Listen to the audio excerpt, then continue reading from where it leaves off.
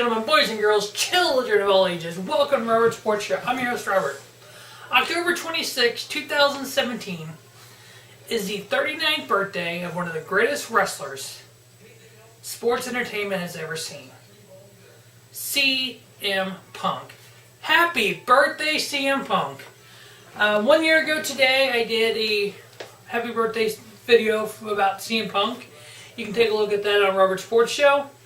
I figure I'll make a tradition out of it. Every year I'll do a different little version of a birthday celebration for CM Punk.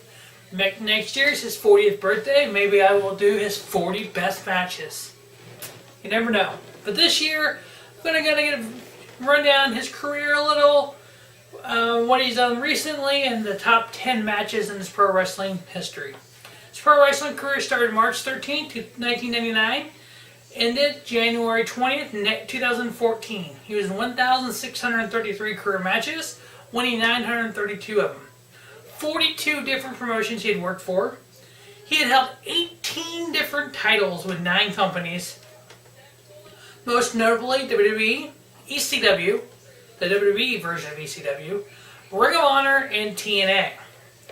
During his career, he was the IWA Mid-South Heavyweight Champion 5 times. He was the ROH World Champion 1 time, WWE World Champion 3 times, WWE Champion 2 times, ECW Champion 1 time, the only 2-time Money in the Bank winner, 2008 and 2009. He was a WWE Intercontinental Champion, and he was also a WWE World Tag Team Champion. He was the 19th Grand Slam winner in WWE history. His very first match came in March '99, was a tag match with Ricky Noga versus Ace Steel and Danny Dominito. His last match was the Royal Rumble 2014. He was the first entrant, and he was eliminated by Kane 27th. The second person in the Rumble that year would represent the shirt that I'm currently wearing, Seth freaking Rollins. Somebody who basically followed in CM Punk's footsteps, going from the indie circuit, Ring of Honor, to WWE, becoming a world champion in his own right. I don't have a CM Punk shirt anymore. The video last year I had borrowed the shirt, and when I realized I was doing this video, I didn't have time to borrow that shirt, so I decided to, his last match, the guy who was in it with him, Seth freaking Rollins. The 10 best matches in CM Punk's career. Number 10 comes from February 7th, 2003, from the IWA Mid-South when Hero meets Punk. It was CM Punk versus Chris Hero, 2 out of 3 fall, 90-minute time limit. You heard me correct, and it went the full distance. You can go on YouTube and watch this match. It is freaking awesome. I'm going to warn you, a 90-minute match, the first half of it's kind of slow. But after that, it picks up. It's pretty cool.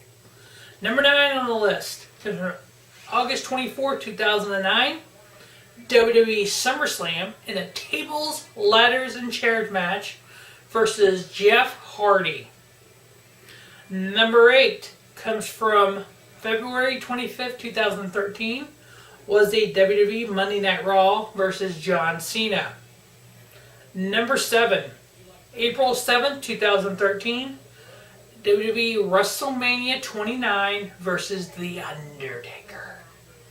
Yeah, The Undertaker did beat Punk that day, but the promo lead up to that match, when you can single-handedly build a program with a guy and the other dude ain't even gotta be there. That's how talented, mic skill-wise, CM Punk is. Not only was this match great on the Undertaker side, which you can check out on Robert Sports Show if you go back on the videos of the ways, the best matches of the top 10 matches of I ranked the Undertaker's 24 matches at WrestleMania before this past year. Best of the Undertaker at WrestleMania. That match is on there. So But yeah, I mean, just Punk and his promo skills, his in-ring ability, his charisma.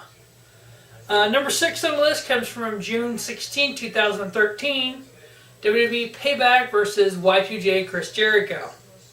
Number 5 comes from June 18th, 2005. Ring of Honor Death Before Dishonor versus A-Double Austin Aries. Just so far of the matches I've said, look at the guys he's wrestled. Chris Hero, Jeff Hardy, John Cena, The Undertaker, Chris Jericho, Austin Aries. These are the best of pro wrestling. Number 4 comes from May 20th, 2012, WWE Over the Limit. These two guys, Punk and this guy, had so many feuds in Ring of Honor. Bryan Danielson, the American Dragon, Daniel Bryan. Just incredible to see the path that both these guys took. You know, in Ring of Honor, on the Indies, finally getting their break in WWE, having to build themselves up. Nobody believed in them. Punk had to start on the ECW, WWE ECW show, and, scrounge and scrape. He was supposed to face Chris Benoit for the ECW title. Benoit ended up killing him, his wife and his kid and himself. So he ended up facing Johnny Nitro. Punk couldn't even get over on Johnny Nitro at the time. Finally, WWE believed enough in him, 2-time Money in the Bank winner, 434-day title run, to recreate the greatest wrestler of all time. He faced Daniel Bryan. Oh, what a match that was. Number 3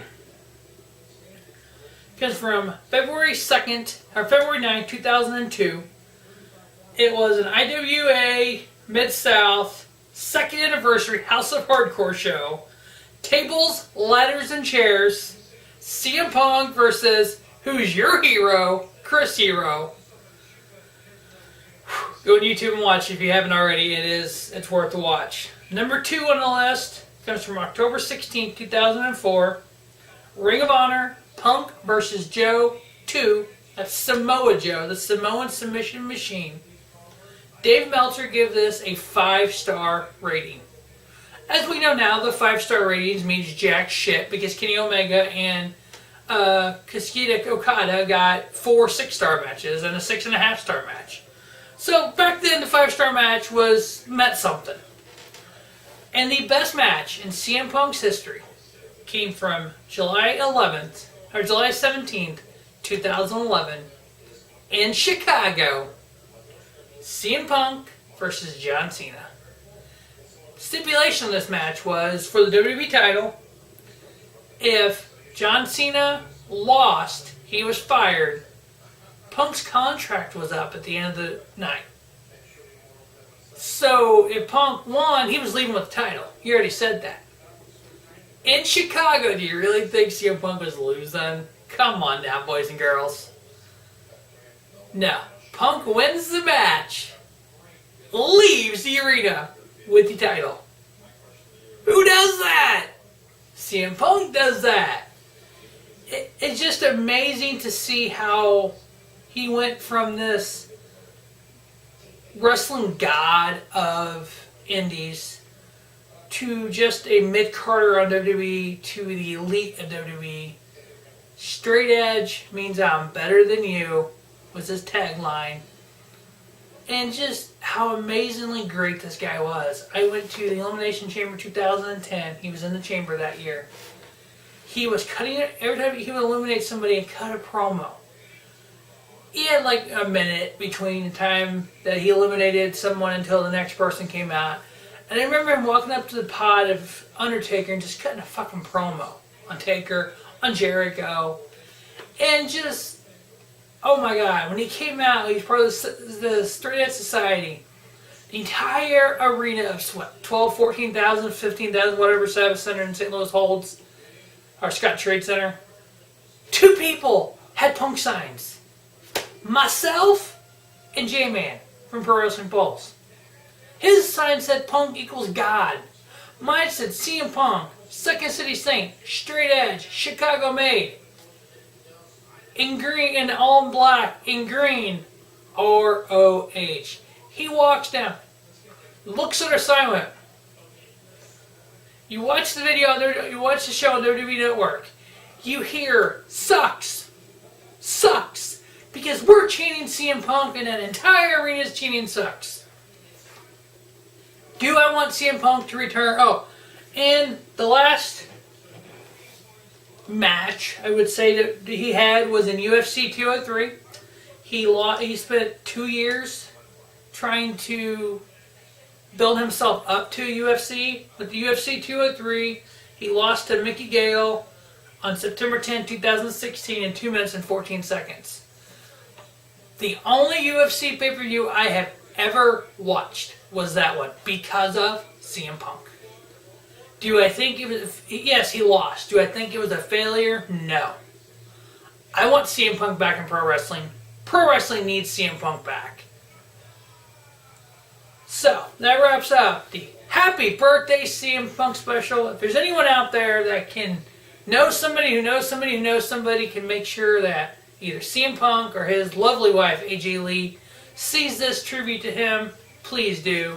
And I'll put up in the left corner the link to the 1 year ago Happy Birthday celebration to CM Punk, which I filmed CM Punk singing Happy Birthday to Rey Mysterio's daughter. So, Happy Birthday CM Punk. We miss you in pro wrestling. Well, that's going to wrap up the CM Punk Happy Birthday special. As always, thanks for watching our sports show. Don't just have a great day. Have a spiffy day. Robert Sports Show, your YouTube leader in sports channel content.